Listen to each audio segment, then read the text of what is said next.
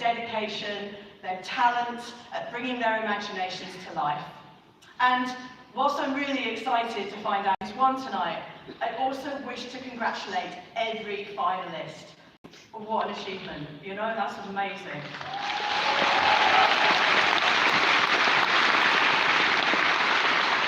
Tonight we celebrate you.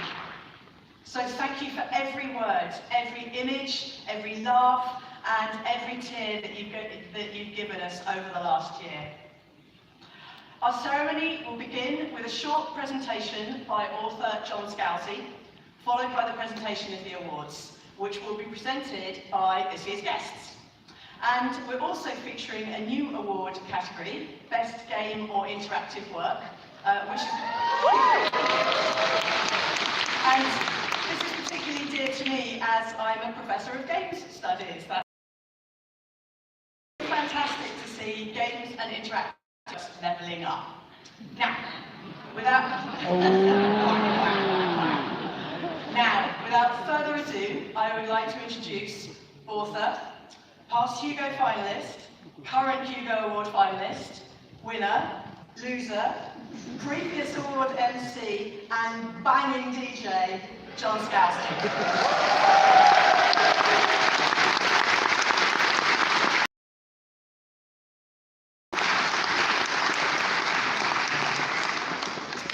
Hello, I am John Scalzi, and I have been tasked with giving you an overview with everything about the Hugo in just under 5 minutes. So let's see how I do. Come with us now to 1953 and the Philadelphia World Science Fiction Convention, where an exciting innovation is taking place, the Achievement Awards in Science Fiction. The PhilCon 2 program assures us that a large range of categories have been chosen, and the awards themselves have been prepared at considerable expense. And that if people like them, maybe the event will be successful enough to merit becoming an annual affair. Which it did, but not in 1954, because that year's Worldcon skipped it. But in 1955, the awards happened again, and as they say in fandom, if you do something once, it becomes a tradition, and if you do it twice, it becomes a hallowed tradition. The Achievement Award quickly garnered the nickname of the Hugo, after publisher Hugo Gernsback, and in the tradition of award names like Oscar and Tony and Emmy, it was so widely known by that Hugo nickname that in 1992, it became the official name of the award. Now, in the first years of the Hugo, I picked that clip art. In the first years of the Hugo Award, anyone could vote for the award, and everyone just voted for what they liked, and the results were tallied up, and the winner was whoever or whatever got the most votes. But as the years went on, other bits were added, and it was all up to the individual Worldcons. In the 60s, actual Hugo rules were added as part of the World Science Fiction Society Constitution, limiting voting to Worldcon members, adding a nomination voting stage, and instituting a process to add and delete award categories and allow individual Worldcons to name special Hugo Awards. Currently, there are 18 annual Hugo Award categories, the finals for which are chosen through a nomination phase, for which a special selection algorithm known as E pluribus Hugo is applied, selecting 6 finalists for each category. The next award phase uses the instant runoff voting technique instituted in 1968 to determine winners. These voting procedures are also used for the Astounding and Lodestar Awards, which are given the Hugo Award Center money but are not. That's right. Does this sound complicated? Well, that's because it is. That's because we are nerds and we love fiddly bits, and also as nerds, we truly want the award process to reflect the will of the Worldcon fandom. Now, the Hugo Award is regarded as the preeminent speculative fiction award by the press, by the publishing world and the reading public, and by science fiction and fantasy fandom. The list of Hugo winners past and present is a who's who in the history of the genre. Asimov, Bester, Herbert, Heinlein, Le Guin, Haldeman, Willis, Butler, Gibson, Bujold, Clark, a different Clark, and Jemison, all for starters. It's long been said that if you want to know the state of speculative fiction, look at this year's finalists in the Hugos. And like any prominent award, there have been controversies literally from the beginning when Forrest J. Ackerman refused the very first Hugo Award ever presented and left it on the stage. In 1970s, Hugo voters employed the no award option twice in the Best Dramatic Presentation category. In the 1980s, voting irregularities caused the novel Black Genesis to be the first novel voted below no award and caused another novel, The Guardsman, to be withdrawn from the final ballot. The mid-2010s saw a concerted effort to push entire slates of nominees onto finalist lists to great opposition. And just this last year, the highly irregular and almost certainly censorious nomination process ended with the censure of Hugo and WSFS administrators.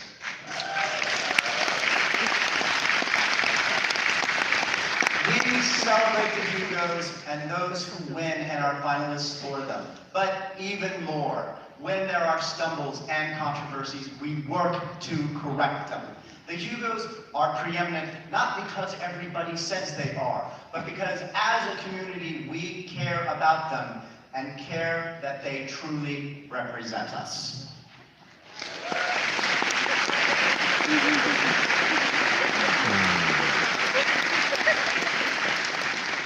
Now, as you may know, I have been nominated for some Hugos and have even won a few, and I am here to tell you it never gets old. Is it an ego boost? Yes, it is.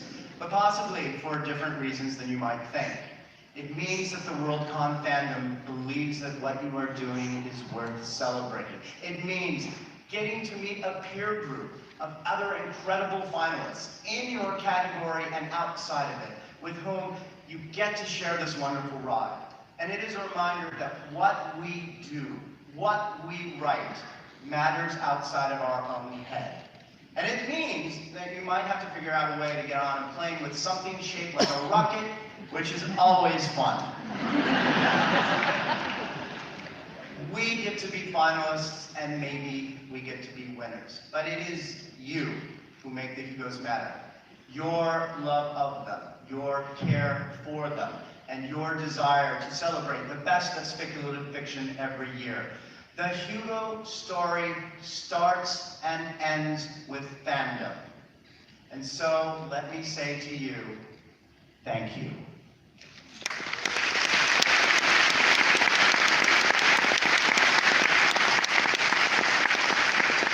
Now, please welcome this year's Hugo Administrator, Nicholas White, who will share some of the numbers for this year's vote. Nicholas, come on down.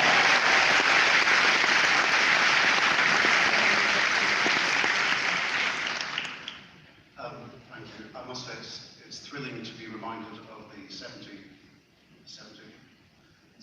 Hugo ceremonies that have taken place before this one. It's 19 years since I attended my first Hugo ceremony here in Glasgow in this room, sitting more or less where you're sitting, just up there. The very first Hugo Award ever presented back on the 6th. Oops. The very first Hugo Award ever presented back on the 6th of September 1953, as John said, went to Forrest J. Ackerman for being the #1 fan personality, and was presented to him by Isaac Asimov. When Ackerman left it on the stage, it actually came into England to the British fan Ken Slater, who eventually gave it back to Ackerman, and earlier this year it passed into the hands of the Worldcon Historical Organisation, who have very kindly lent it to me for this evening. This is the very first Hugo Award ever, and you'll be able to see it tomorrow at Hall 4 at the Worldcon Historical Organisation display. I'm sure some of you have already seen it, but I'm honoured and thrilled to be able to show it to you tonight.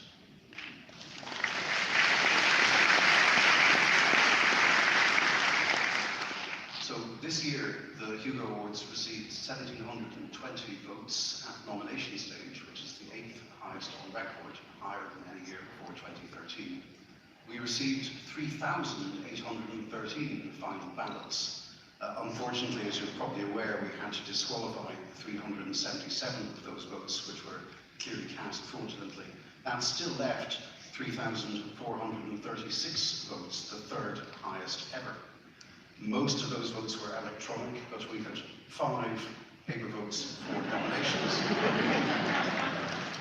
And we had another 5 paper votes for the final ballot. We know who you are. At the nomination stage, the last place in 4 out of 20 categories was decided by a margin of 1 vote. One category in the final ballot was decided by a margin of 6 votes, and 2 more by margins of 7 votes. As I like to say, every vote counts, and every legitimate vote was counted.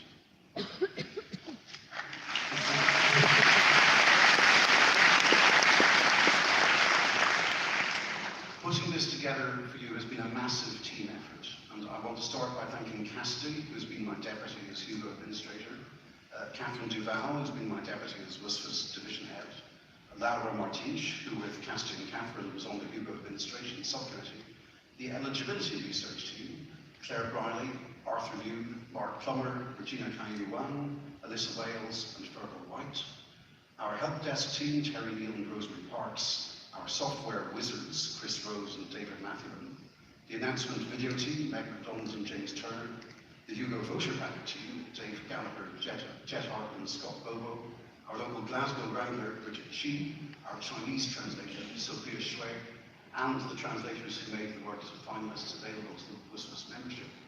Randall Shepherd for managing the finalist liaison and also for running this ceremony this evening with the rest of the events team, who you can find listed on the back of your booklet, and Esther for everything. Please, you show your appreciation to everyone who's been able to see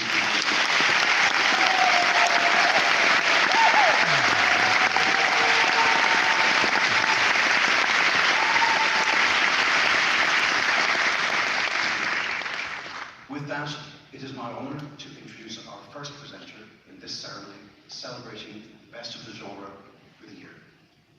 Please welcome multiple Hugo Award-winning author and Glasgow 2024 Guest of Honour, Neddy Okorafor.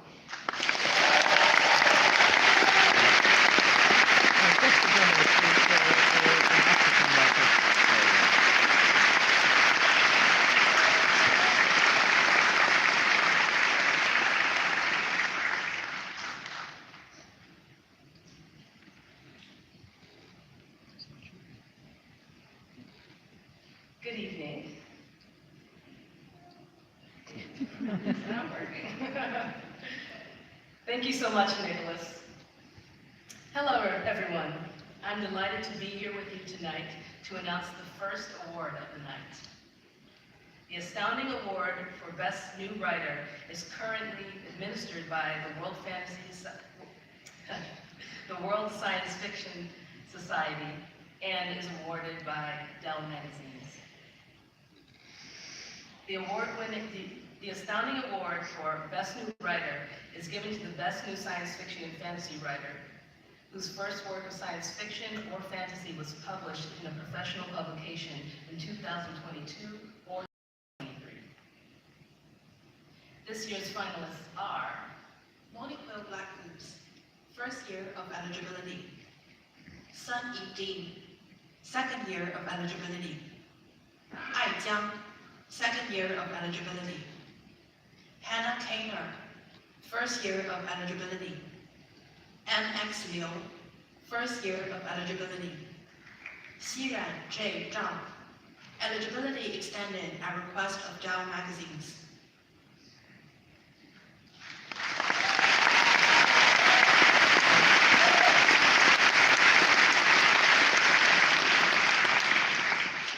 And the winner of this year's Astounding Award for Best New Writer is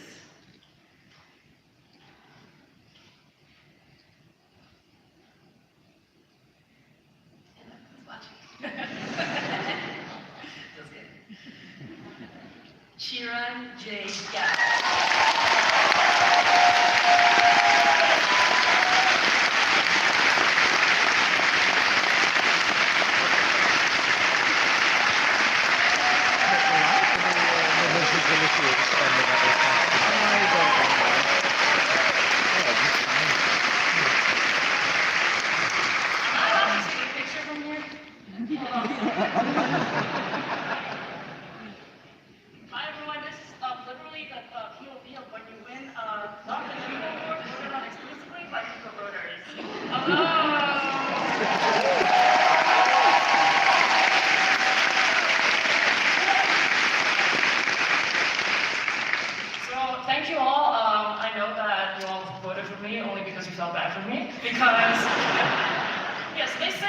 Hugo Awards has weathered many storms, and I am one such storm. So yes, I was one of those people who got disqualified for no reason last year, and I just would like to thank Dell Magazines for extending my eligibility, because last year was the last year that I was eligible for this award. So this is an opportunity that I didn't think I would get to have, and I am just so overwhelmed right now because lately I have not been given many reasons to have hope, but just the community, of course, this outpouring of support is just so touching to me. And then while I have this platform, I would like to bring attention to the conditions in the Gaza Strip right now.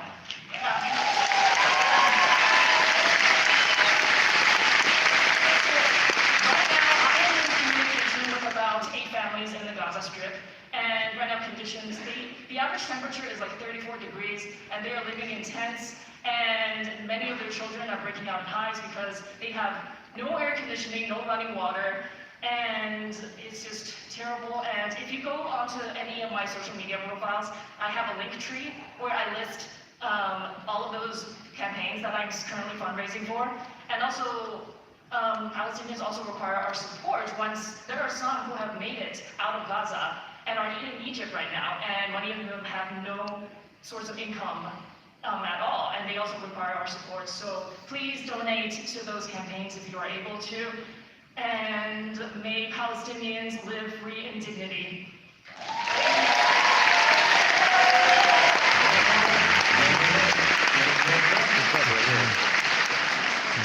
Two things. One, you should take this. It's my pleasure to present to you the newly reforged Astounding Tiara, or diadem if you want to be technical about it, which whose original version did not survive a trip from the Australian Post. Oh. I hope there's not too much of my hair left in this. But we're in good health, and congratulations. Okay, thank you. I'm going to try my best.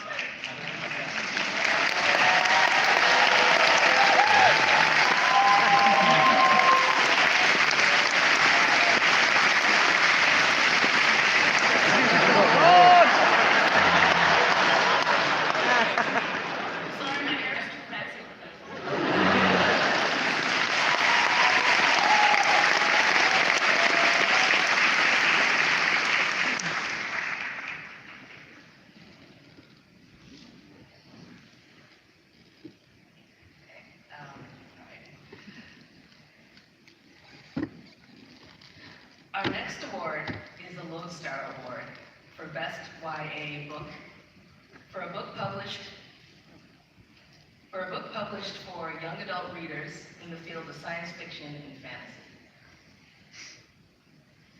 This year's finalists are Amity's Son by Jeremy Clark, Storsky. Amy Pritzer, Aaron Press. Promises Stronger Than Darkness by Charlie J. Williams. The Sinister Booksellers of Banff by Paul Phillips. Galactus, and Unwin. To Shape the Dragon's Breath by Michael Matthews.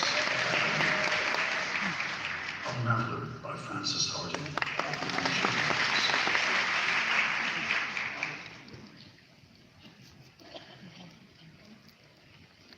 And the winner of this year's Lodestar Award for Best YA Book is Monoquill Blackgoose.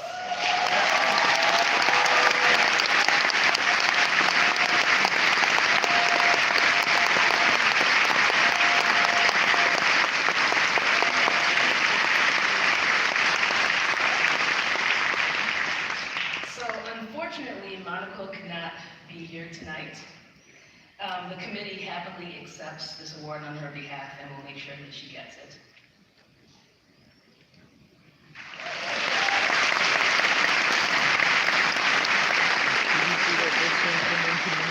Thank you, everyone. Now I'd like to introduce our next presenter, Megan Christian, the European Space Agency Reserve Astronaut and Commercial Exploration Lead at the UK Space Agency.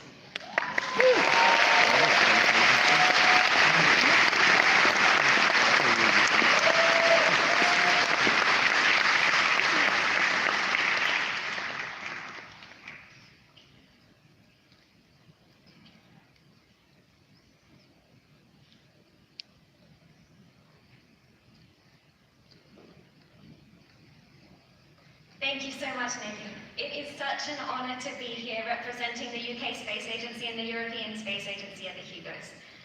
I grew up traveling this universe and others through sci-fi and fantasy, and the fact that I may actually become a space explorer in the coming years has its roots in that inspiration. So I'm very excited to introduce our next two awards, the first of which is Best Fan Artist.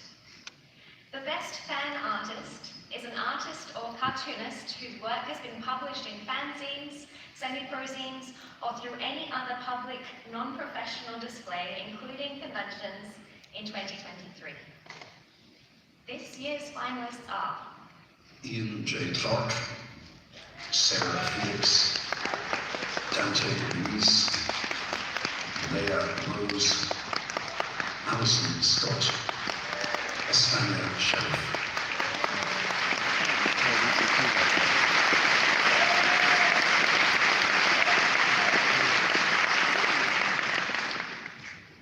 And the winner for Best Fan Artist is Leah Rose.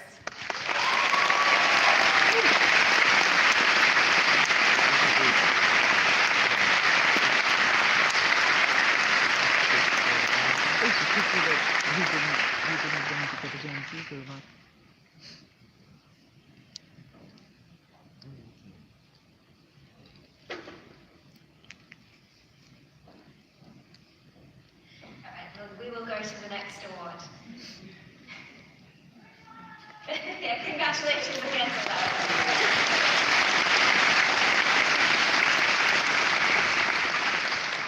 The next award is Best Fan Writer. The Best Fan Writer is any person whose writing has appeared in semi-prozines or fanzines or in generally available electronic media during 2023. And the finalists are Richard Carella, James Davis Nichol, Jason Sanford, Alistair Stewart, Harry Weaver, and Urian Weston.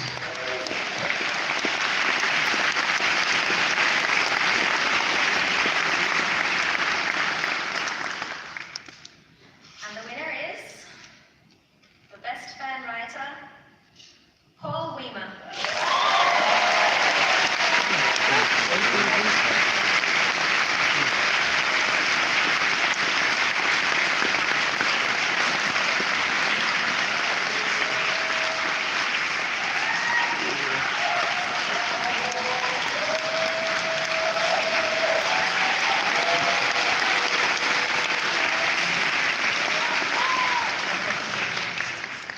Well, I guess I wasn't ineligible this year, right?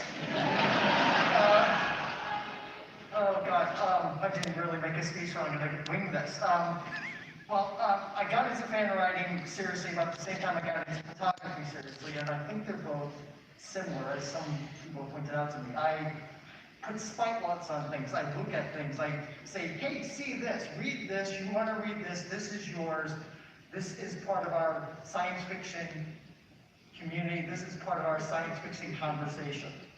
We've had problems last year with that conversation being still. We've had stuff in the past that Mr. Scalzi has said, and I think the award is just part of me being part of that conversation. I would like to thank everybody who has helped and supported my fan writing from John Gennardo and Patrick Hester back in Functional Nurses SF Single Saves, all the way through people like Christina Orlando, my team at Nerds of a Feather, my team at Skippy and Fancy, my team at Actor Tour, every place where I've written fan writing, because, you know, you all know I read and write a lot. So, thank you all so much.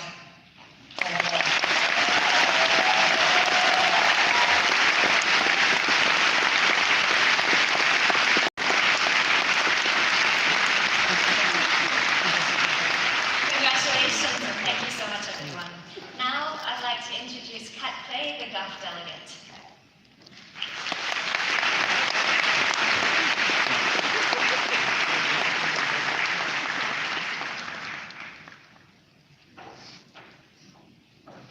Thank you so much, Megan. For those of you wondering what a GUF delegate is, GUF, known as the Get Up and Over Fan Fund, or the Going Under Fan Fund, depending on which way you're going, was created in 1979 to provide funds to enable well-known fans from Australia and Australasia and Europe to visit each other's national conventions and to get to know each other's fandoms better.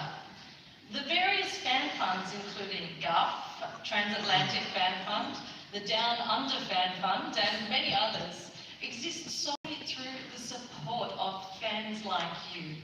On behalf of all the Fan Fund delegates, now and past and future delegates, I sincerely thank you. I am delighted to be this year's delegate to represent Australasia at this year's Hugo Awards ceremony. Now, our next award is for Best Fancast. The Best Fancast is any generally available non-professional audio or visual periodical devoted to science fiction, fantasy or related subjects that by the close of 2023 has released 4 or more episodes, at least one of which appeared in 2023, and that does not qualify as a dramatic presentation. This year's finalists are The Coode Street Podcast, presented by Jonathan Strand and Gary Ken Wolf. Hugo Stare, presented by Seth Heasley. Octothorpe, by John Coxon, Addison Scott, and Liz Barry. Publishing Rodeo, presented by Scott Eden and Scott Drakefield. 科幻 Fans Puma, Science Fiction Fans Puma. Production team, Puma, Liu Lu, Liu Chang. World Building for Masochists. Cass Morris, and Natalia Barron. And the winner for Best Fancast, I should let you applaud first, sorry.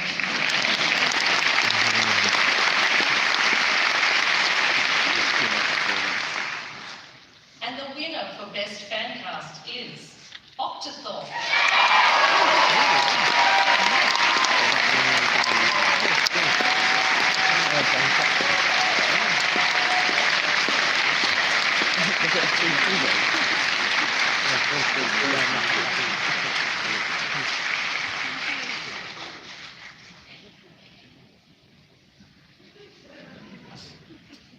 So I'm always the first on the Zoom call. And Alex is usually the last.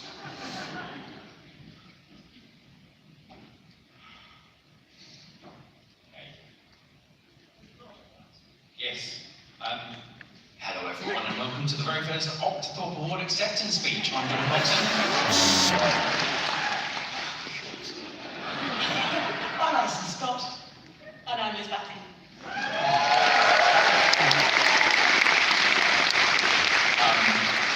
I'd like to thank everyone who nominated and voted for us and everyone who nominated votes in the fan categories generally. I'd like to thank my wife, Spanish Sheriff. I'd like to thank my mum, dad, and my family. I'd like to thank Claire Briley. I said it right more times than I've said it wrong now, Claire, so that is settled. I'd like to thank Mark Plummer, Chris Garcia, Tobes Valois, Max Hargden, the Hugo Girl podcast, and Deborah Fandom in general for encouraging my fan and keeping me enthused about the community. Thank you so much. I'm so honoured.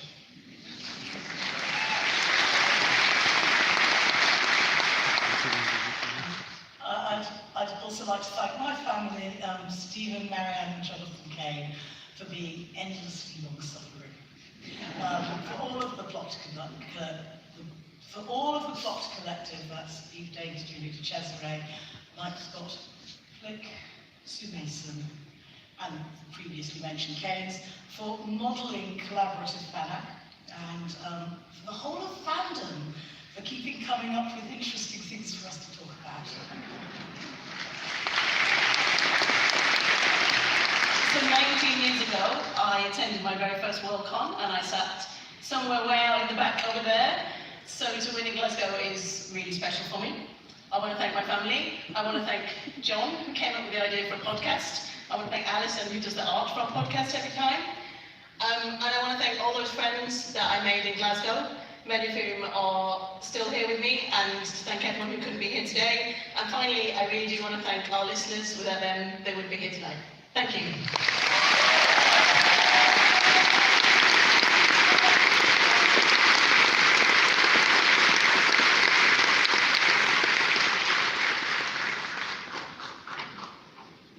John wants this one carried down because he's going to drop it.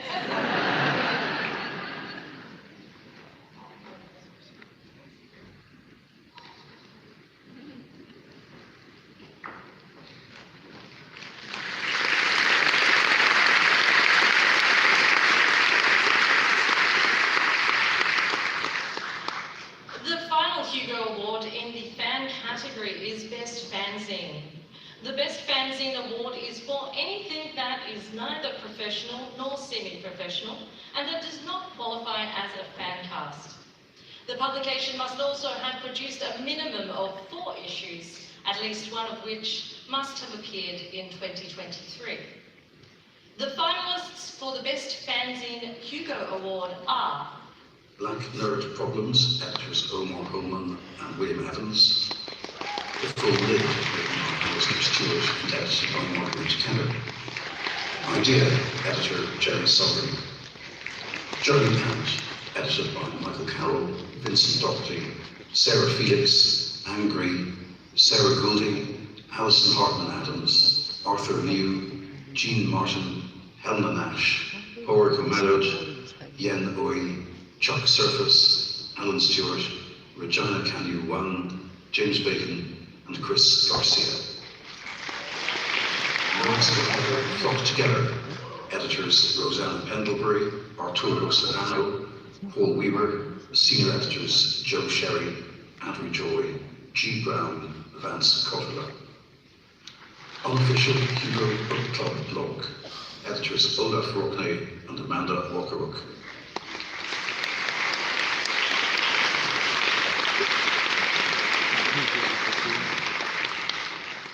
And the winner for Best Fanzine is Best Fanzine, Nerds of a Feather Flock Together.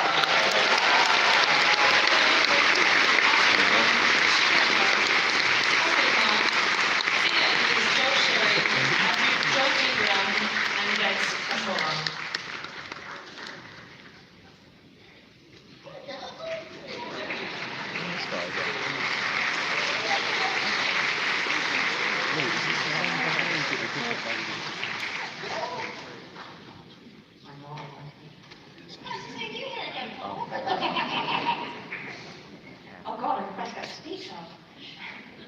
So, before Adrian gets to the bulk of our speech, I just want to have my own personal thank you to my partner Ed, who's somewhere over there, without whom I would not be on Nerds of Feather because he keeps finding opportunities and telling me to apply to them.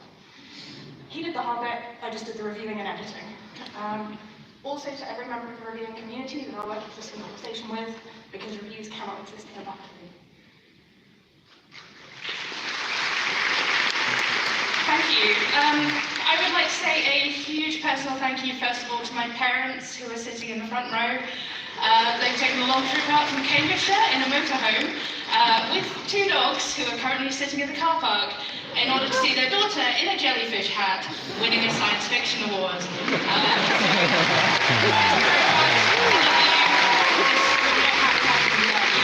I want to also say thank you to my online communities, especially Sparkle Rocket, the Cannibal Cult, and the Subjective Chaos Gang, for just being the most amazing, supportive friends and always having the right opinions, even when they're also very wrong. As a team, we'd like to thank everyone who makes Nerds of a Feather happen. So my fellow editors, Joe, Arturo, and Paul, 2 of whom are here. Founders G and Vance, obviously Rosanna, who also just spoke. And also our 2023 contributors, Alex Wallace, Anne Michelle Harris, Chris Garcia, Clara Cohen, Dean E.S. Richard, Elizabeth Fitzgerald, Hayley Zapal, Joe Del Franco, and Phoebe Wagner. Some of them may be in here, some of them are sensibly watching this from the bar. You're all amazing, this award is for you. While I'm here, I want to use this platform to note that we're gathered here at a time of particular national shame for the UK. Decades of xenophobic, racist and anti-Muslim rhetoric in this country has in the past couple of weeks spilled over into far-right violence and pogroms against refugees and migrants, especially in England and Northern Ireland, and this has been fueled by misinformation and hate speech from the political elites in this country. I believe that everything we do as creators and fans of SFF is political, no matter where we are in the world, and I'm very proud to be part of SFF fan communities that stand opposed to that kind of hatred and which seek to promote diversity and redress historic imbalances in our field, however small and imperfect our efforts may be. I take this award as a challenge to recommit to my own actions, to push back against racism, xenophobia, transphobia and marginalisation in all its forms, in whatever small ways I can make a difference, and I invite you all to do the same.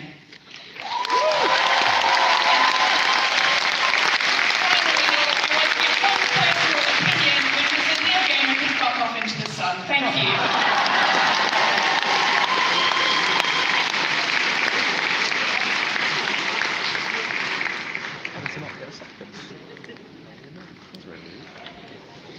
We're going to win 2 awards at least.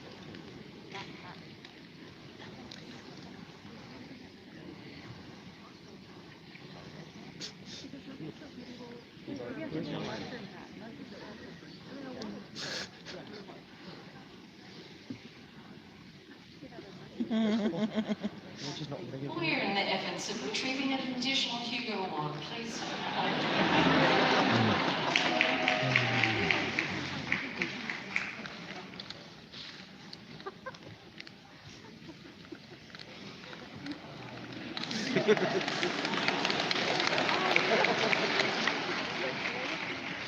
I'm sincerely sorry for that, Paul.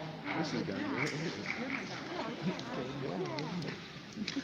This has been such a wonderful set of finalists and winners, and I'd like you to really give them another round of applause for all of them.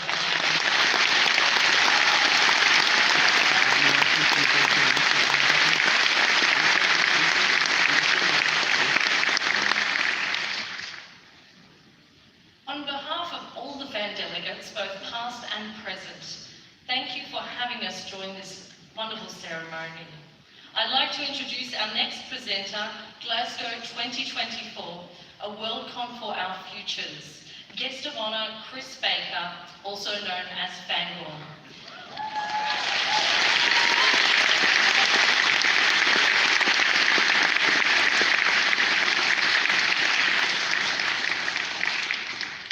He is an acclaimed British science fiction award-winning artist whose work has graced the covers of many of our genre's most beloved novels, including Robert Asprin's Myth series, as well as work on numerous major motion pictures for visionary directors such as Steven Spielberg, Tim Burton, and Stanley Kubrick. Please help me welcome back onto the stage.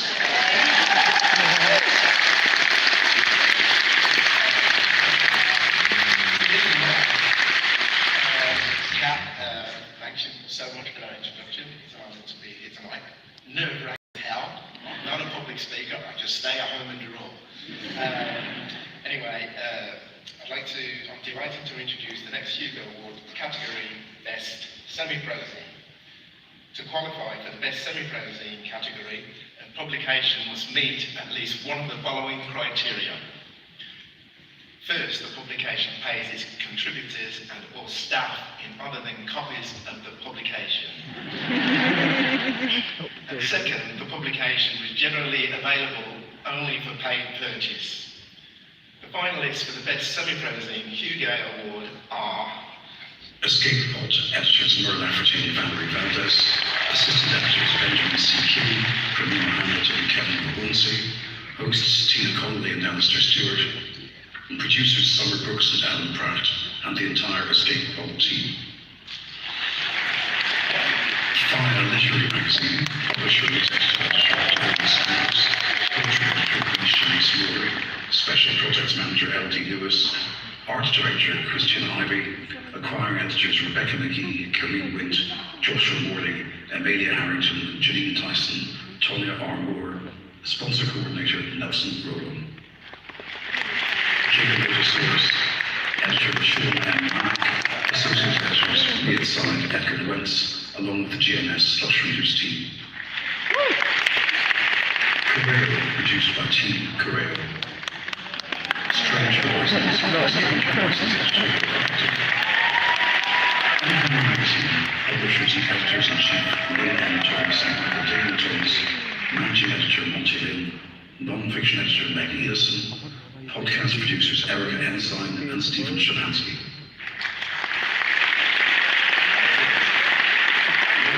The best semi-prosa is Strange Horizons.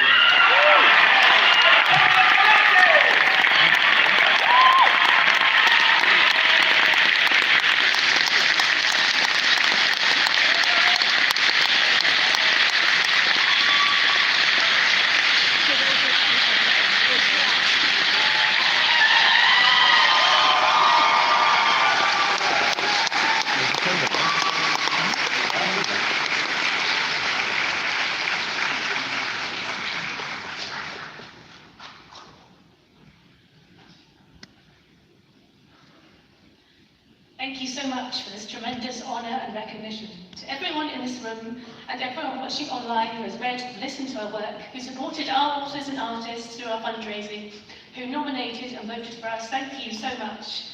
And to our fellow nominees, thank you for giving us so much excellent work to read and listen to and aspire to.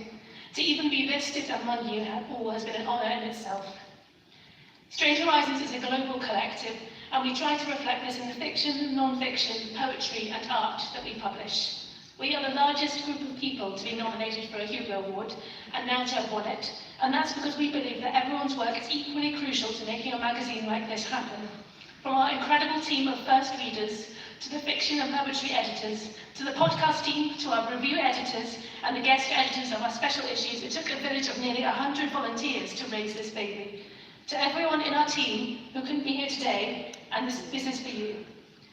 And finally, we wouldn't be who we were without the incredible fiction, non-fiction, poetry and art that comes through our submissions page. We like to think we give the next new voices in the genre a platform for their weird and wonderful stories and art, and are very often the first to publish new writers from outside the global north. So if you're sitting there with a weird story or poem in your head, something that reflects your culture and experience that maybe makes you think, no one would read this, or no one would care, know that we care very much.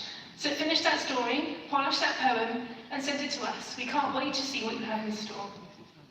We also want to say a word about our colleagues and friends in Palestine. Strange Horizons supports the Palestinian people's right to justice, freedom, equality, and self-determination. At this time, we advocate reading and censoring Palestinian people, their writing and reporting, and what they are asking of us as a global community. Thank you all again.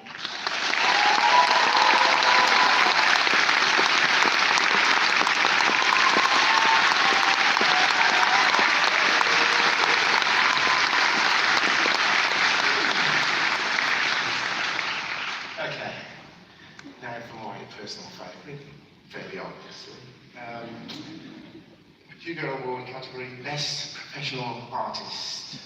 The Best Professional Artist is an illustrator whose work has appeared in a professional publication in the field of science fiction or fantasy during the 2023 calendar year.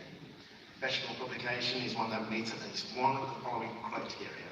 The publication providing at least a quarter of the income of any one person, or the publication was owned or published by an entity which provided at least a quarter of the income of any of its staff and or owner.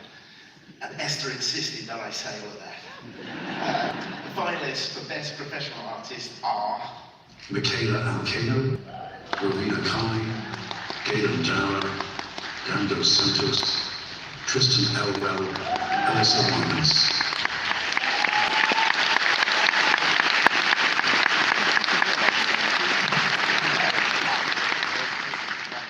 And the winner for the Best Professional Artist Hugo Award is Rovian Kai. He unfortunately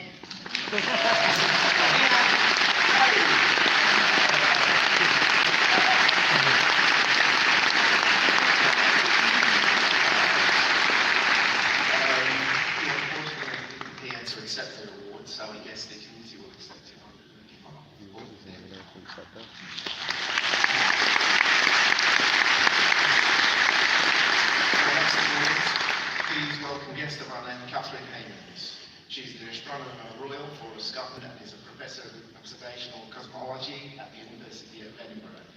joining us via a pre-recorded video.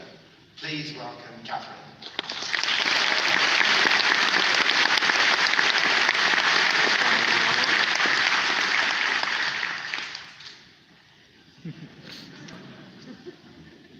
Roshi Chen, Lindsay Hall, Lee Harris, Kelly Lumsden.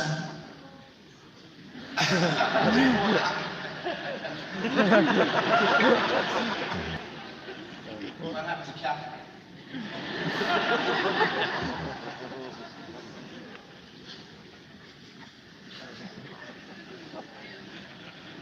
I guess that we're Michaela Alcano,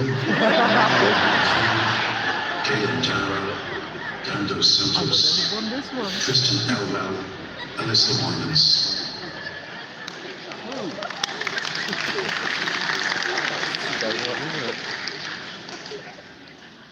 I have no idea what's going on.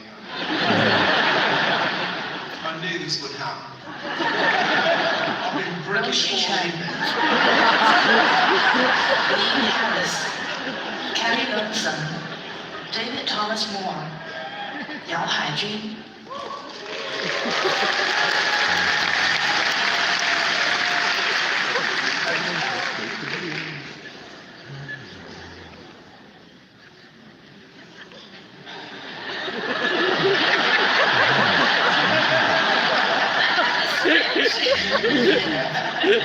But this is what Catherine would have said. All right. Thank God, thank you so much for that introduction. You're welcome. I'm sorry that I'm unable to be here in person tonight to announce our next set of awards, but I'm excited to be with you even as a pre-recorded version of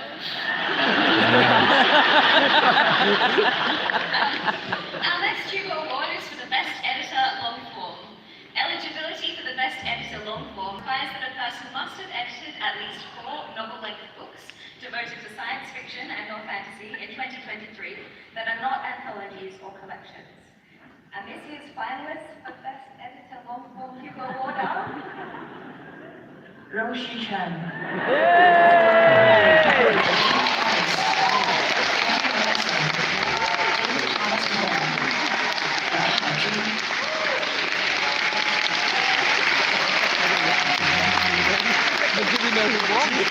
The problem is that we don't have envelopes.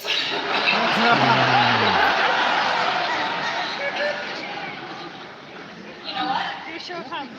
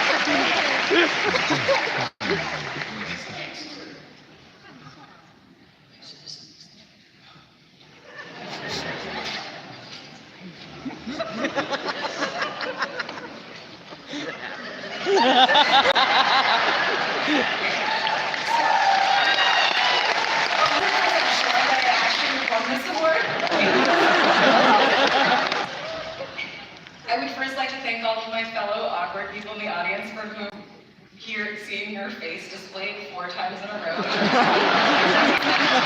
an absolute personal nightmare.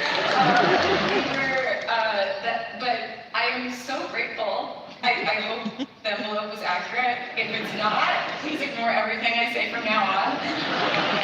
I only need 1 second to pull up the password on my phone. I'm so sorry.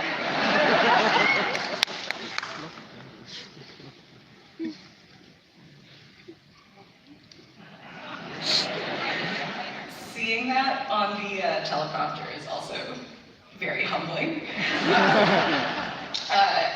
Thank you so much. This is an incredible honor.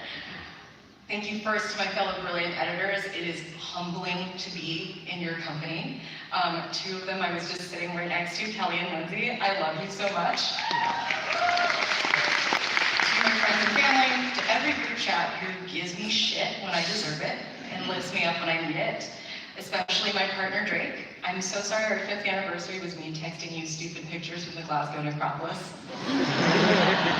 To Glasgow, the Worldcon organizers, and the entire fan community who are gathered here and elsewhere, this has been a truly special weekend. Someone told me this felt like a return to form. The first Worldcon I went to was Chicago, which was the first one in person after a long break, and it has been amazing to be able to connect in person, face-to-face this weekend. Thank you to every single one of the authors I have been so lucky to work with. Some of you are in the audience tonight, and I met you in person somehow for the first time after years and years working together. And especially to Emily Tesh, to Nevo, to Freya Marsk, and to Chelsea Polk, whose works are all up for the award tonight. I am rooting hard for you. You are brilliant beyond imagination, and you take me to the stars. To my brilliant students I got to teach at Clarion West this year, you restored my faith in the joy of writing, and I think many of you will be on this stage one day. And finally, to the editorial assistants, the assistant editors, the interns, people hoping to get into publishing, who sometimes will ask me for advice, and asking yourselves, hey, is this all worth it, this work that we do? I just want to say, it can be. Stay in it. It is so true that the work can be really fucking hard. And many days you will just want to lie face down on your couch and not rise again. But for every professional punch to the face that you get, there is somebody who is kind, there is somebody who knows your work, there is a book, there is an author, there is someone whose writing you get to work on, who makes you reevaluate everything that you doubted, and you get to be part of something that will last longer than you are on this earth, and that is so special. So thank you to all of you. I hope the envelope was not a mistake.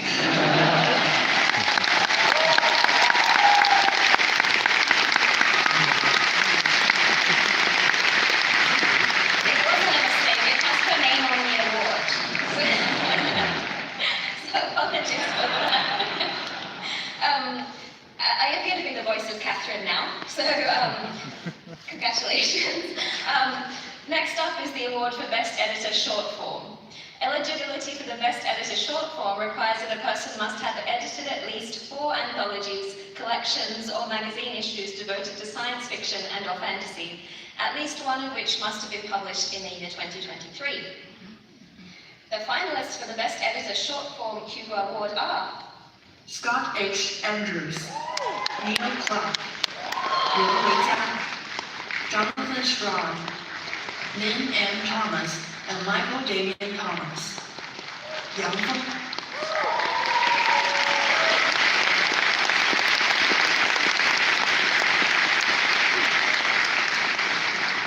And the winner for the Best Editor Short Form Hugo Award is, I'm going to look at the award.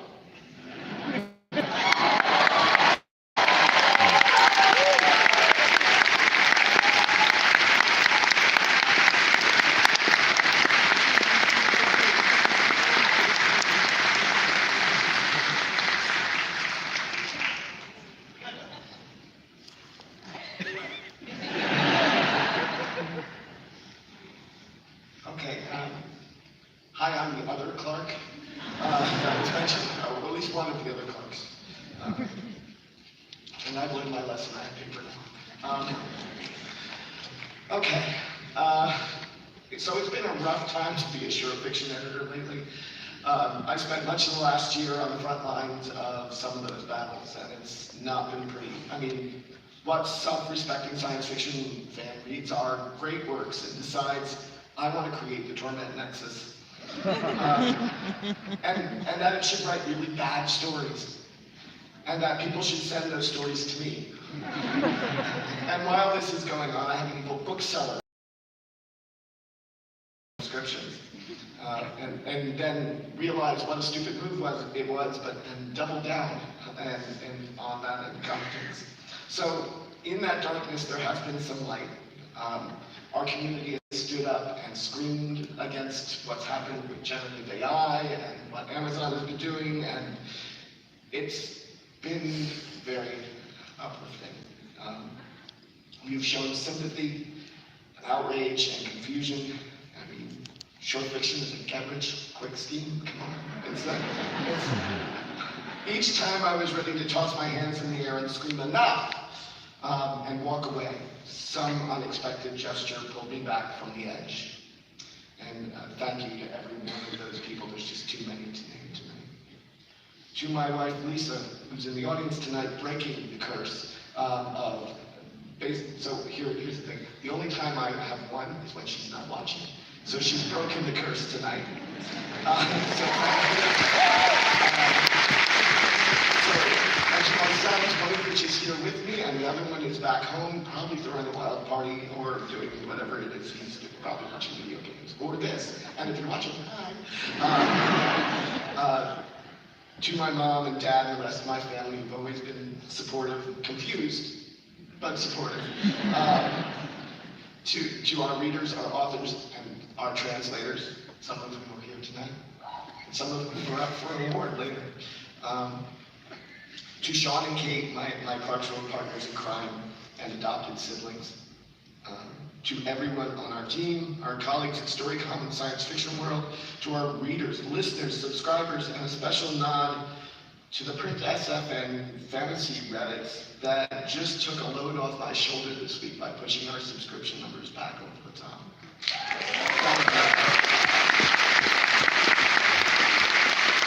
It's been a year. You've made it so much better. Hugo voters, thank you. This means a lot, particularly now, particularly here. Short fiction's important. Keep supporting it where you can, and have a wonderful evening.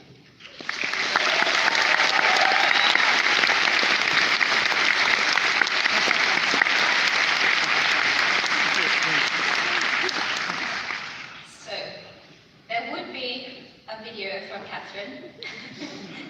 In her words, again, congratulations. I wish I were there to celebrate with you.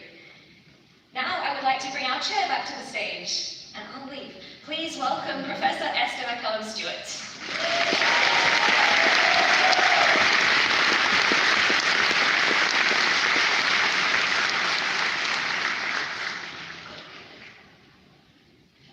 Could we just have a round of applause for Megan there?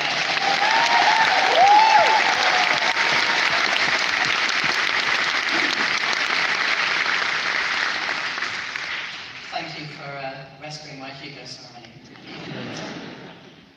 Okay, hello again everybody. So, our next category was first successfully proposed in 2021 as an example of a one-off award as Best Video Game. However, this year, in 2024, I'm thrilled to share that a new Hugo category has been added under the new title of Best Game or Interactive Work. This is open to video games, tabletop games, board games, and other interactive works published in 2023. And the finalists for the Best Game or Interactive Work Hugo Award are... Alan Wake 2, developed by Remington Games. Baldur's Gate 3.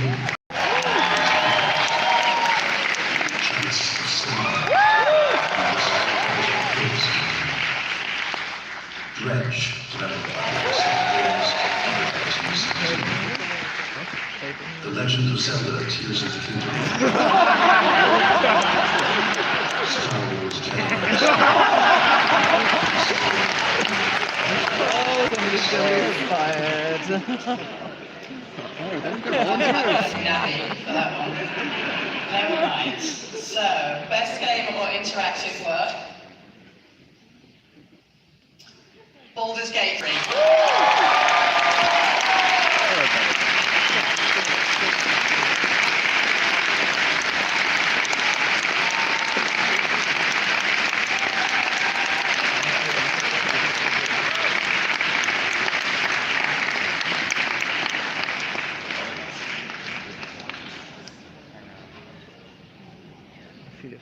people. Cool.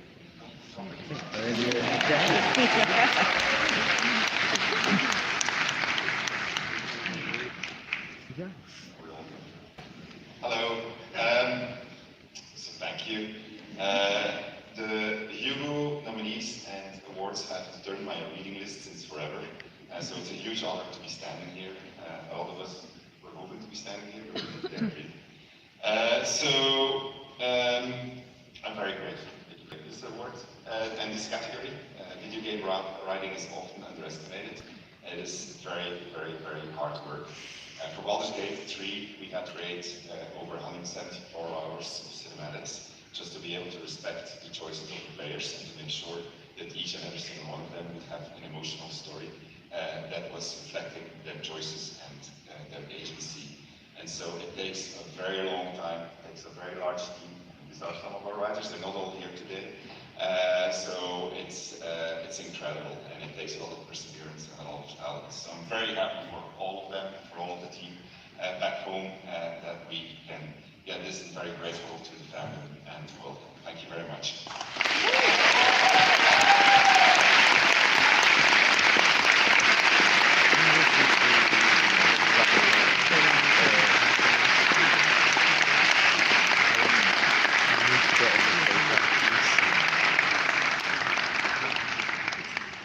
It's also absolutely wonderful to have Samantha Bayard here as well, one of the voice actors.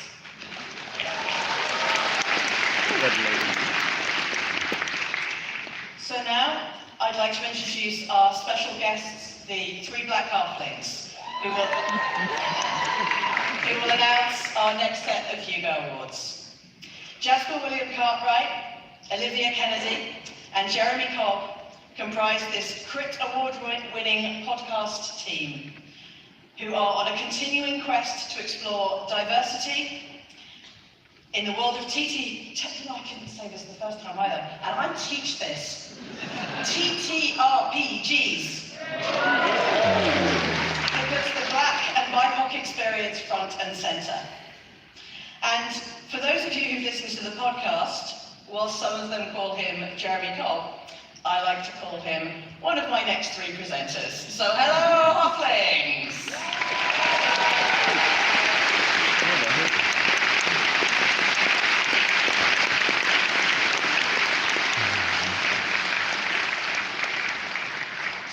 Thank you so much, Esther. We are delighted to be here tonight. The Best Dramatic Presentation Short Form Hugo Award is given to a dramatized production in any medium, including film, television, radio, live theater, computer games, or music. To be eligible, the work must be less than 90 minutes long, excluding commercials, and published in 2023.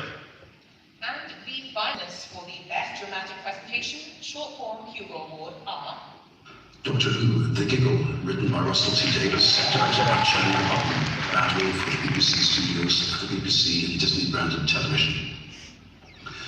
Loki, Glorious Purpose, screenplay by Aaron Martin, Michael Walter and Catherine Blair, directed by Justin Benson and Aaron Moorhead, Marvel, Disney+.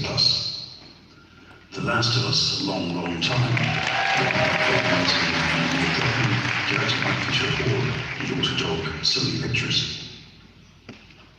Star Trek Strange New Worlds, scientists, written by Catherine Blair, directed by Jonathan Phillips, CBS, Paramount+.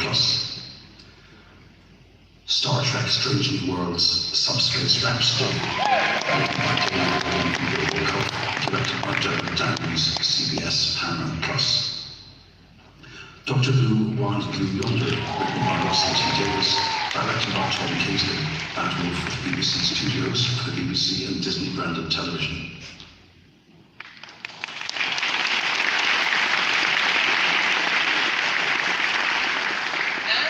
the winner for the Best Dramatic Presentation Short Form Hugo Award is The Last of Us Long, Long Time.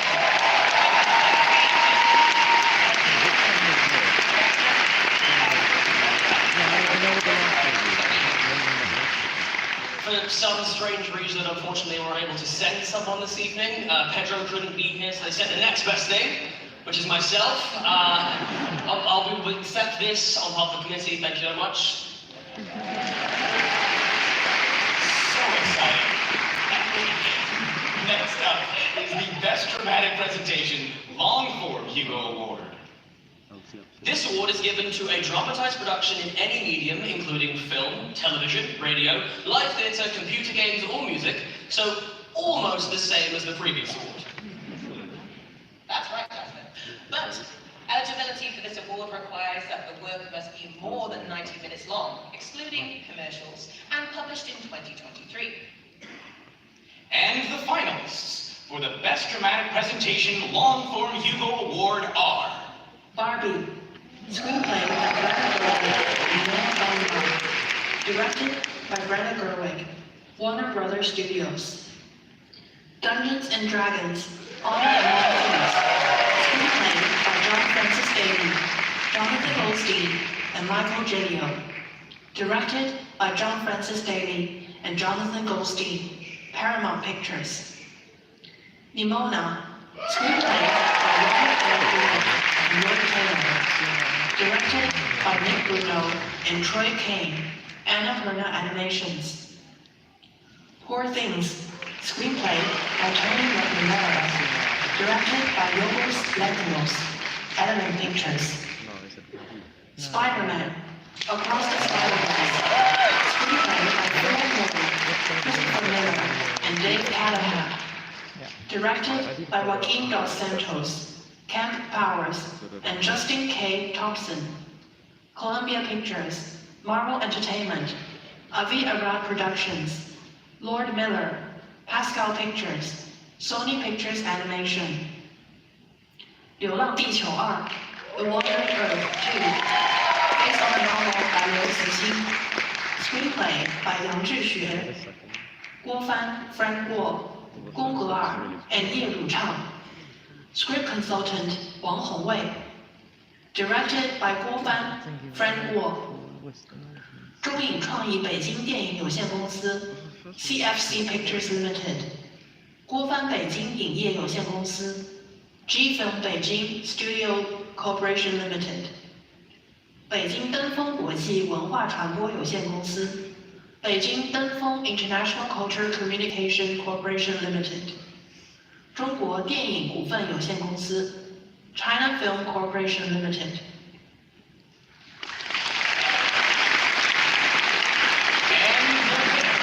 For the Best Dramatic Presentation Long-Form Hugo Award is... Dungeons and Dragons.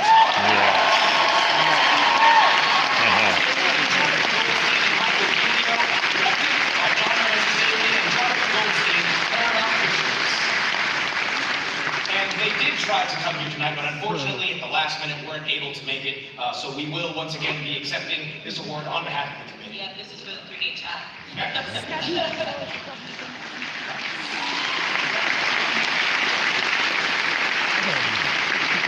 This has been so much fun, but it's time for us to introduce the next presenter, special guest Tanya DePass.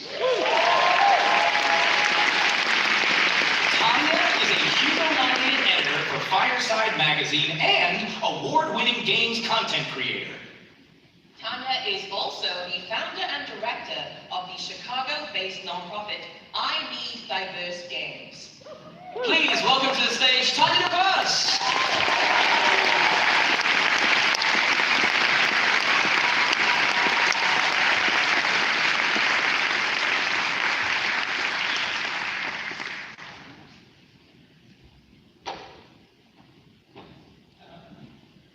Go me, I didn't fall down the stairs.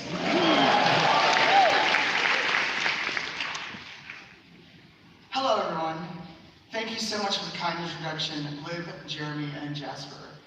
The Hugo Award for Best Related Work is one of those categories that captures all of the cool stuff that doesn't fit into other categories. Specifically, the Best Related Work Hugo Award is awarded to a work related to the field of science fiction, fantasy, or fandom, appearing the first time in 2023, or which has been substantially modified in 2023. The type of works eligible include either nonfiction or fiction that is noteworthy primarily for aspects other than the fictional text and which is not eligible in any other category. The best related the best related work Hugo Award finalists are All These Worlds, reviews and essays by Neil Harrison, Ryan Williams. 中国科幻口述史第2卷、第3卷 Chinese Science Fiction and Oral History, Volumes 2 and 3, edited by Yan Feng, 8 Light Minutes Culture and Chengdu Higher Press. A City on Mars by Kelly Wienersmith and Zach Wienersmith, Penguin Press, Particular Books. The Culture, The Drawings by Ian M. X, Orbit. 如果 X 访谈 Discover X, interviews presented by Wang Yating, Tina Wong. A Traveler in Time, The Critical Practice of Maureen Kincaid Speller, edited by Nina Allen, Luna Press Publishing. And the winner is, if I can do this correctly, A City on Mars by Kelly Wienersmith and Zach Wienersmith and Nina Allen. Are you here?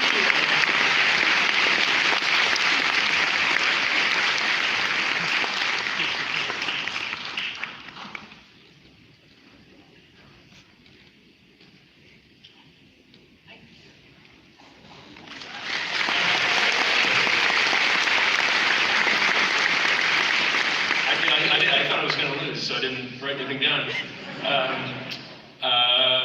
Gosh, I guess I should thank my wife / co-author. We were a research team on this for 4 years.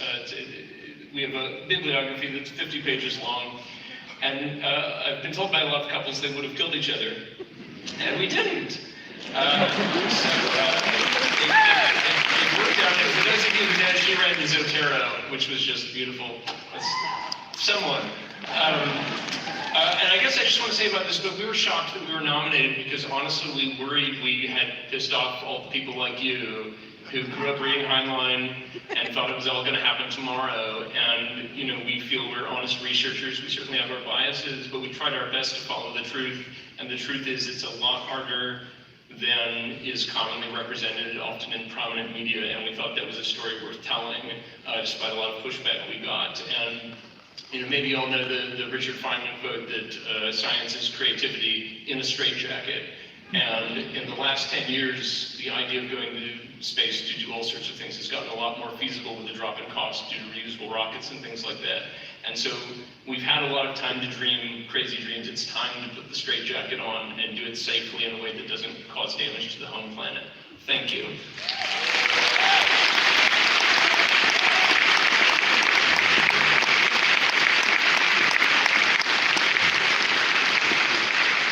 Now we turn to Hugo Award for Best Graphic Story.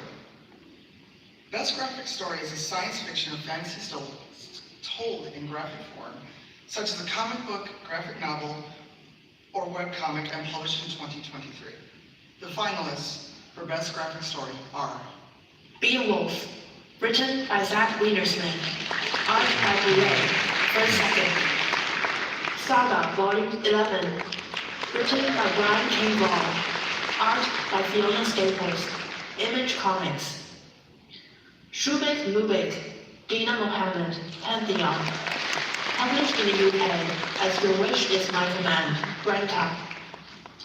三体漫画第一部, The Three-Body Problem, Part 1, adapted from the novels by Liu Cixin, written by Cai Jing, Ge Wendi, and Bo Mu, drawn by Cao Ji Jiurudong, 浙江文艺出版社, Zhejiang Literature and Art Publishing House.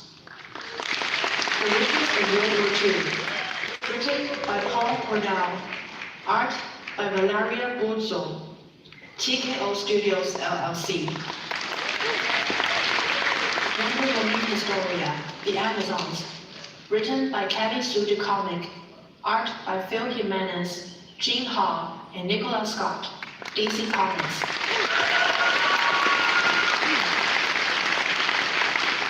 And the winner is, if I can get the envelope open.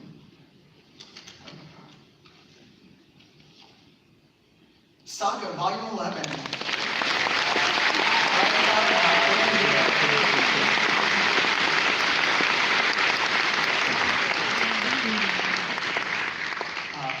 if Brian is not here, then I will accept on the committee's behalf.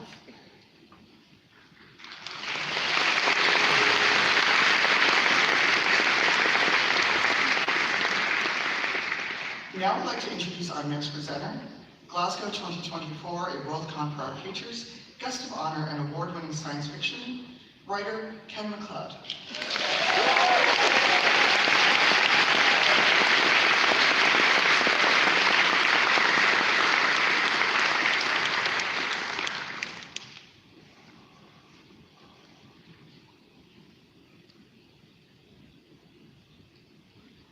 Tanya, that was wonderful. Thank you so much.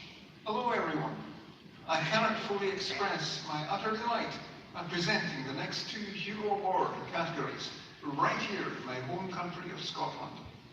Now, let's get to the Best Series Hugo Award, which is still a fairly new annual award. So I want to give a little extra context. The Best Series Hugo Award is awarded for multi-installment works appearing in at least 3 installments, with a total of at least 240,000 words, and the qualifying installment must be published in 2023. The finalists for the Best Series Hugo Award are The Final Architecture by Adrian Tchaikovsky, The Imperial Village by Anne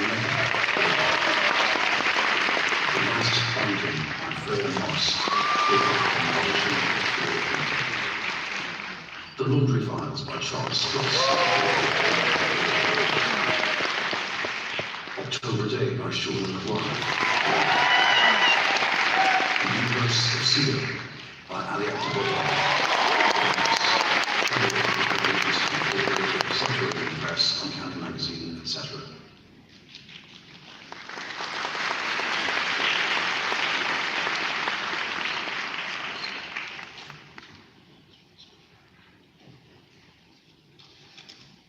And the winner of for the Best Series Hugo Award is Imperial Ranch by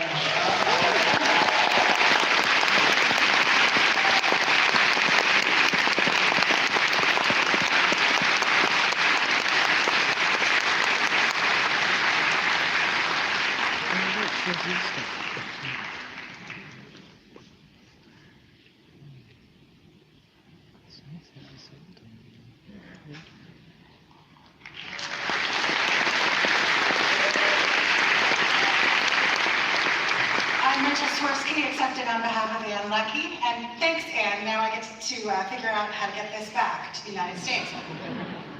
Anne says, "What an amazing honor.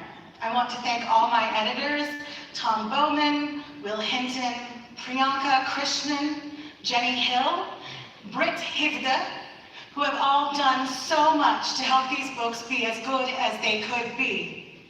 And a huge thank you to my agent, Seth Fishman. None of this would have happened without him. I'd also like to thank the authors of the other finalists in this category, all amazing works by amazing authors. Beyond an honor to be in their company. But the biggest thanks I have is for my readers. When you're first writing and sending things out and hoping for sales and contracts, it's impossible to anticipate just how wonderful it is to discover that people resonate with your work, to find that in some cases it becomes part of their lives. Every time a reader has come to me at a convention or a bookstore and told me what these books have meant to them, or even just that they were fun to read, those moments are precious gifts to me, beautiful jewels, and I treasure all of those jewels, all of those moments, and all of those readers, which is why I treasure being a Hugo finalist and why I treasure this award. Thank you so, so much.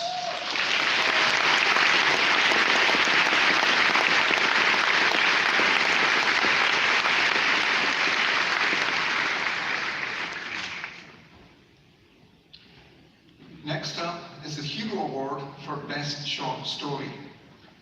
The Best Short Story Hugo is awarded to a science fiction or fantasy story of less than 7,500 words and was published in 2023.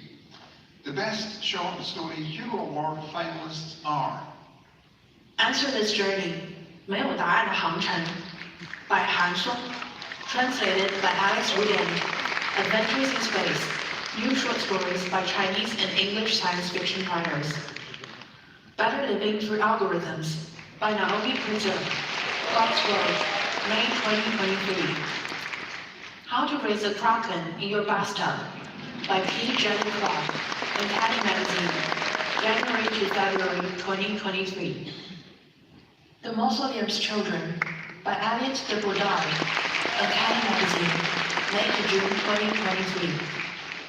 The Sound of Children Screaming by Rachel K. Jones, Nightmare Magazine, October 2023. 美食三品 Tasting the Future Delicacy 3 Times 宝树 银河边缘 13 黑域意识 Galaxy's Edge Volume 13 Secret Room in the Black Domain.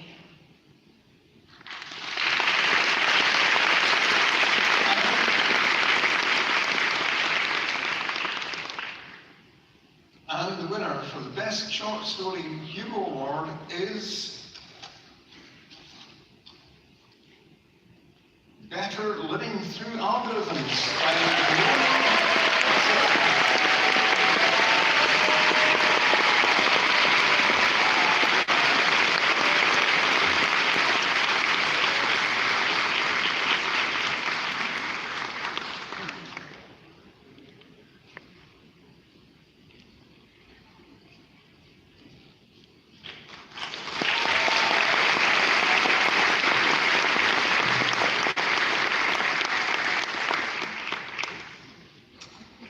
Thank you so much. The idea for this story arrived during a discussion group I did with Creative Destruction Labs in early 2022. So I would like to thank SBDVIA for connecting me with them. Thank you also to my husband, Ed Burke, for supporting and believing in me. And thank you to the Wordsmiths Writing Group for being a fabulous community of writers that gives really amazing advice. And also thank you to Neil Clark for being an amazing editor. So something one of my readers pointed out about this story that I really appreciated is that what the AI in the story does over and over is to give people permission to do the things that fulfill them and make them happy. It gives people permission to spend time working on their art, to buy themselves flowers, to wear clothes that make them happy, to build communities. If this story spoke to you, I hope you take it as permission to do the things that feed your soul. Draw a picture, look at flowers, walk in the sunshine, organize an art meetup, swap recipes. Go forth and feed your soul. Thank you so much.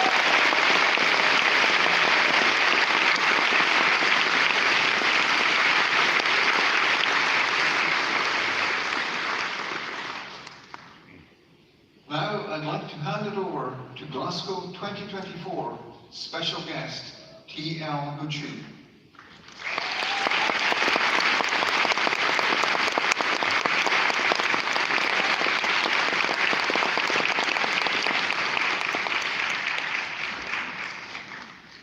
Thank you, Ken. Whew. We're nearly there now. I can't believe we're almost at the end. This has been a bit mad. Next up is the Best Novelette Hugo Award. Best Novelette is awarded to a science fiction or fantasy story between 7,500 and 17,500 words, which was published in 2023. The Best Novelette Hugo Award finalists are I Am AI by Ai Jia, Shortwave. Introduction to 2181 Overture, 2nd edition, 2181序曲再版导言 by 故事 translated by Emily Jen, Bartlow, February 2023. Ivy Angelica Bay by C.L. Polk, Tor.com, 8th December 2023. On the Fox Roads by Ni Vo, Tor.com, 31st October 2023. One Man's Treasure by Sarah Pinsker, Uncanny Magazine, January to February 2023. The Year Without Sunshine by Naomi Ritzel on Army Magazine, November to December 2023.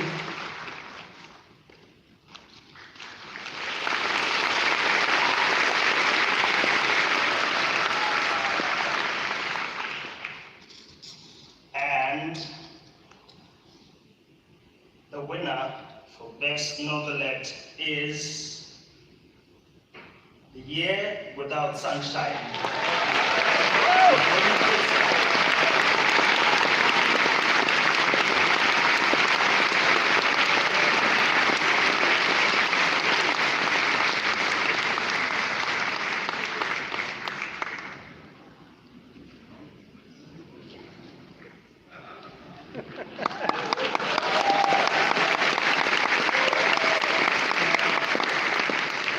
Okay, wow.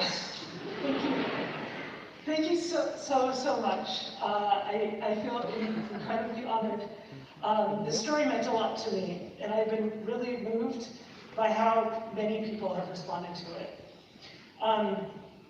In addition to my husband, Ed Burke, and the members of the Wordsmiths Writers Group, I want to thank Hadar Copley-Woods, Betsy Lunston, Christy Ann Cox, Marissa Lingen, and Sigrid Ellis. All of them subject matter experts on disability who generously offered feedback on various iterations of this story. The story was inspired by listening to disabled friends talk about the stories that made them feel like everyone around them saw them as disposable. I wanted to tell a story where the reason that everyone survives is because they come together to support someone who needs help surviving, and it isn't because the person that they saved conveniently turns out to have some unique skill that they urgently need at the end. Because I have read stories like that, and it feels like the moral is you sure picked the right person to save, instead of no one here is expendable. And I wanted to write a story about how coming together through mutual aid can save a whole community, because I absolutely believe that it does. I sent this story first to Uncanny, which published it and had more subject matter expertise that once again made this a stronger story. The Uncanny editors, Linda and Michael Thomas, were the parents of a really lovely young woman named Caitlin who died this past April. Caitlin was a light in the world. She was someone who had the gravitational pull to create a community of caring that made fandom a better place. The story was not about Caitlin, but it exists in part because of Caitlin. Thank you.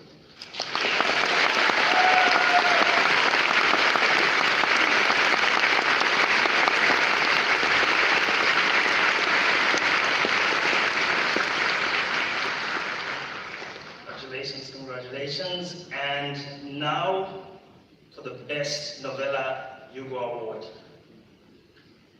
Best Novella is awarded to a science fiction or fantasy story of between 17,500 and 40,000 words and was published in 2023. The Best Novella Hugo Award finalists are Life Does Not Allow Us to Meet, 人生不相见 by He Xi, translated by Alex Wooden, Adventures in Space, new short stories by Chinese and English science fiction writers. Mammals at the Gates by Ni Bo, The Mimicking of Known Successes by Malta Oda, Tor.com. Rose House by Arkady Martin, South Arabian. Seeds of Mercury, 水星播种 by Wang Jingkang, translated by Alex Wooden, Adventures in Space, new short stories by Chinese and English science fiction writers. Thornhenge by G. Kingfisher, American Titan.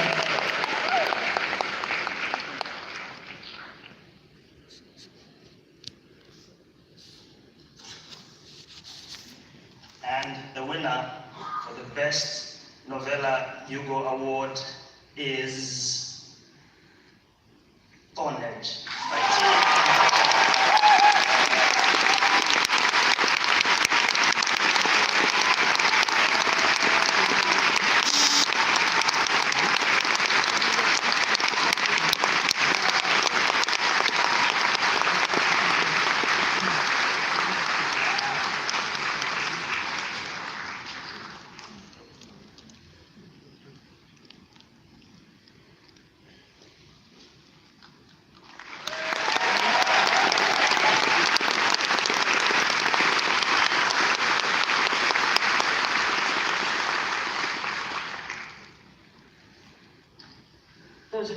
heard my acceptance speeches before going, oh God, what is it going to be this time?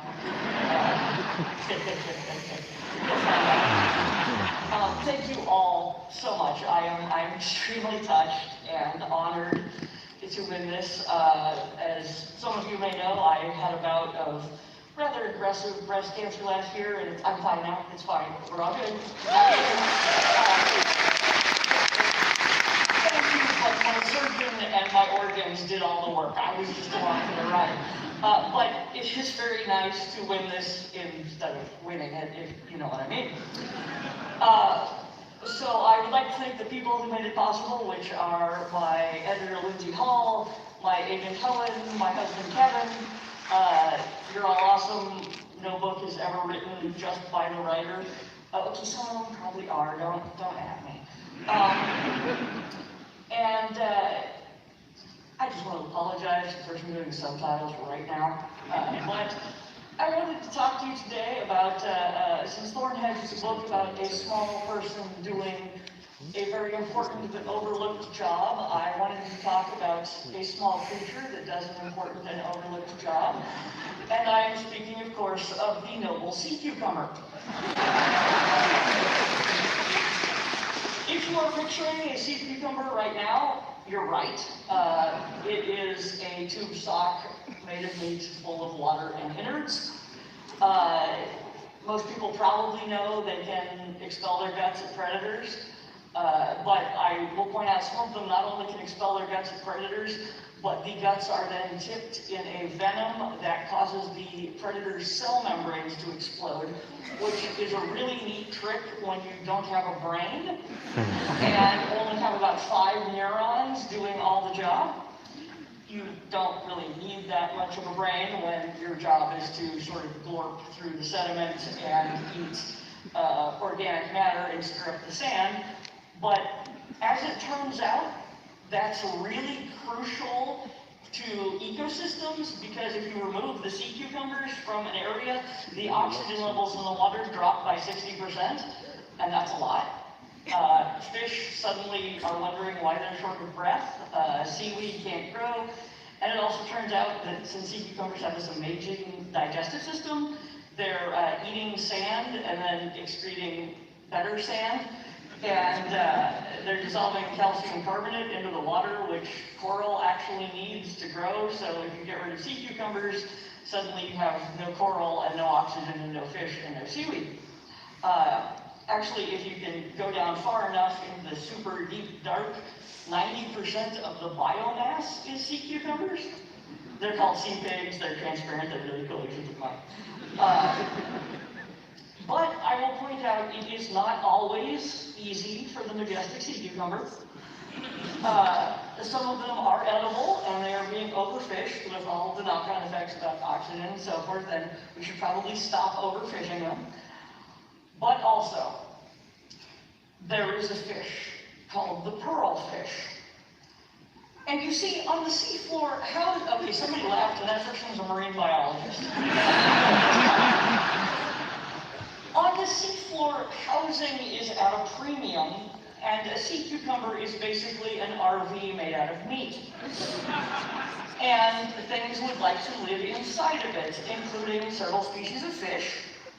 They burrow their way in exactly where you're thinking they do, and they just kind of hang out in there. And there are, in fact, some species of pearlfish that can only reproduce if they meet inside a sea cucumber's cloaca. So, this is not the weirdest adaptation nature has come up with, so this would only be kind of an interesting footnote, except that fish are hungry, and the sea cucumber's innards are right there, and they grow back. Everything grows back. That's why they can expel their guts at predators. All their innards grow back, their gonads grow back. But the fish are right there and still hungry when they grow back, and it turns into this horrible invertebrate Prometheus situation. And this is a lot even if you don't have a brain. But evolution is an arms race. And so Some species of sea cucumber have evolved a defense against these fish, which is called by scientists anal teeth. It's exactly what you think it is. It is to bite anything going in through the back door. I tell you all of this not merely to share the glories of nature, but because if I have to live the rest of my life with the image of sea cucumber butt teeth in my head, so do all the rest of you.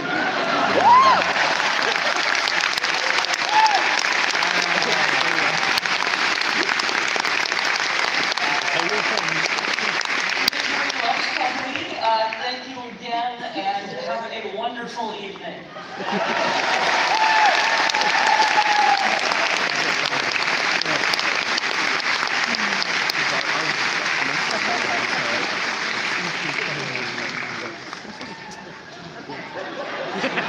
This would not have happened if he had done it. No, because I always wanted to learn about sea cucumbers. Finally, I'd just like to bring back to the stage our chair, Professor Esther McCallum, who presents the final award of the night.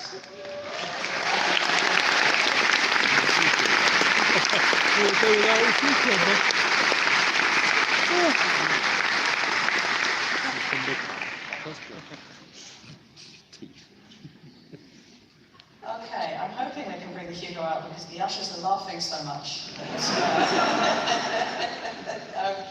Okay. Oh, so here we are at the end of the night with just the Hugo Award for Best Novel to present. I have in my hand. Before I announce the finalists in this category, because I just want you to wait, I want to take a moment to acknowledge all of the finalists tonight. They're an amazing and talented group of people, and I'd just like to pause for a moment and reflect on how incredibly impressive the entire list of Hugo finalists is this year. It's literally a best of the best list of what our genre has to offer, so please join me.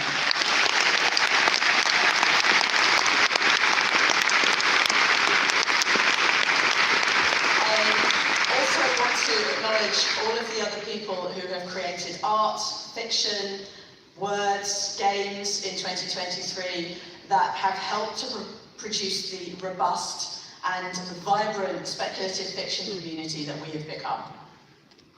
There are so few slots available on an awards ballot, and there is so much amazing work being created around the world for fans to enjoy. So thank you, everyone, for your art, your games, your words, and your talent. We are better for having all of you within our midst and adding your voices to this community. Now, for the Best Novel Hugo Award. Oh, I'm not going to open it yet. The Hugo Award for Best Novel is awarded to a science fiction or fantasy story of 40,000 words or more, which was published in 2023. And the Best Novel Hugo Award finalists are... The Adventures of Amina al-Sadafi by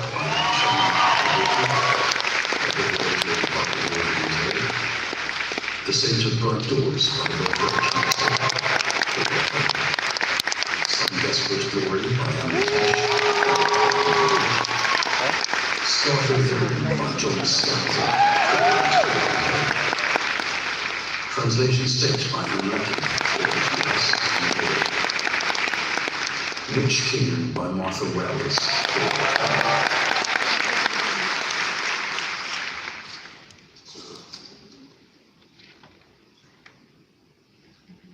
Some Desperate Glory by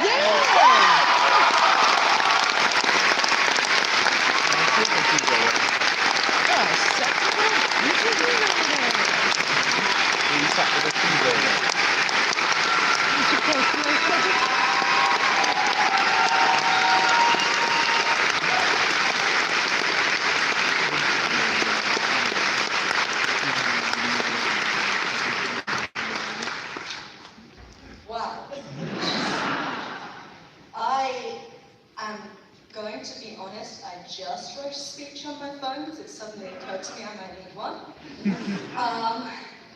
And I did talk to someone, I think earlier today, I said, what on earth do I do if I win? What do I say? And we concluded that you could just quote the birthday speech from Lord of the Rings and say, well, I don't know half as well as I should like, and I like less than half. And then you would run away pretending to be invisible. And I promise you that if I am ever lucky enough to find myself in this position again, that is what I shall do. But you only win a Hugo Award for the first time once, so I probably want to take it seriously. I must begin with thanks. I need to thank my family, especially Luke, James, and little Katrina, who is 3 months old, so she was not born when I was writing this book, and I miss her, and I talked about her all weekend. I have to thank my agent, Kirsten Arada, the best advocate anyone could hope for. My brilliant Hugo Award-winning editor, Roshi Chen.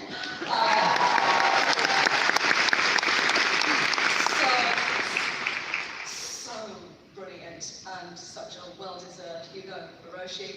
Tonight, thank you to all the teams at Tor and at Orbit UK for all the work they did in creating a book. Is so much work by so many people, and I am so grateful. Thank you to Glasgow WorldCon, and to volunteers and everyone who's made this night possible, and thank you to all of you. Thank you for being here. Thank you for taking part in this amazing ceremony and being part of this amazing community. I don't know very much about sea cucumbers. I feel like I should probably say something about the book I wrote, something about Some Desperate Glory. Here is my hope for this book. I hope this book disappears. I hope it joins the honourable, very honourable ranks of past Hugo winners, which spoke to a particular community at a particular time, and not to all of history.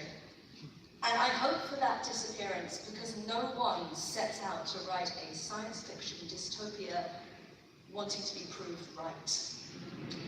And Some Desperate Glory is a book which was inspired by some of the worst of what is happening in the world today.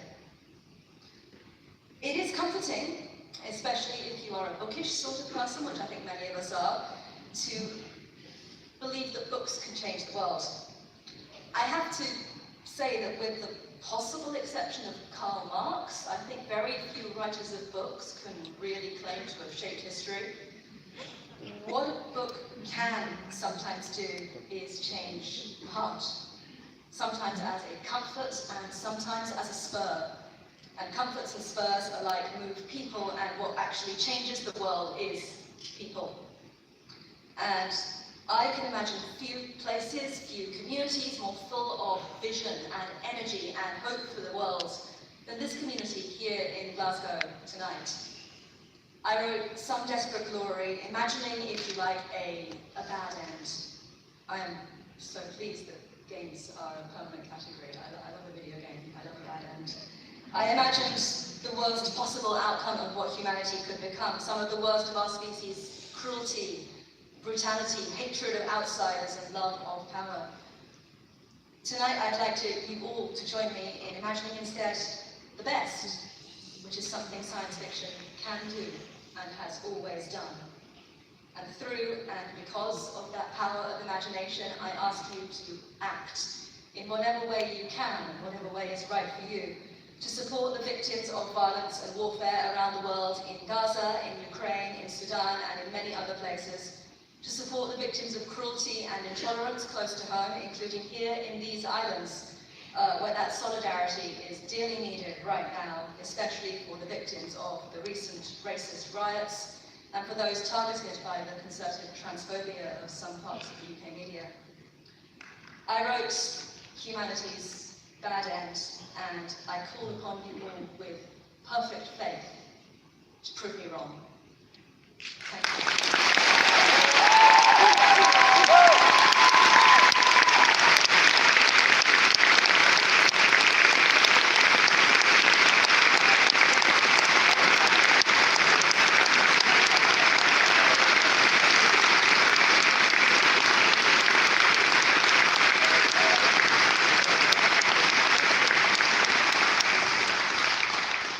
Wow, what an amazing couple of speeches to end. That was just amazing.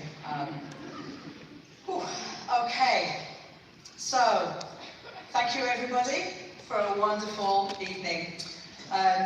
Just as we wrap for the evening, just a reminder for the finalists to remain behind so that they can have photographs taken. But as the autocue rushes upwards, but I would like to thank all of you for coming this evening, and I would like to thank all of our finalists and all of our winners for an absolutely spectacular evening. Wasn't that amazing? Please join me in a round of applause and do enjoy the rest of the evening.